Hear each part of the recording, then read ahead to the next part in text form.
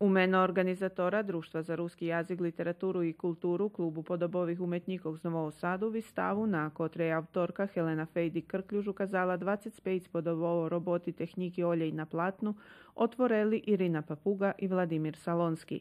O maljunkoh bešedovali i direktorka Opštinske narodne biblioteki Veljko Petrović za Žablju, Dubravka Dudić i bivša direktorka osnovne školi Žarko Zrenjanin z Gospodincoh Ljubotina Pantić.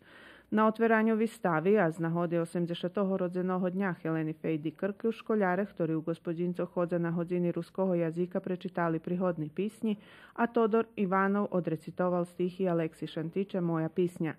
Za výstavu vydrukovaný i okremni katalog, a otrimana je u galeriji mesni zajednici Gospodinci.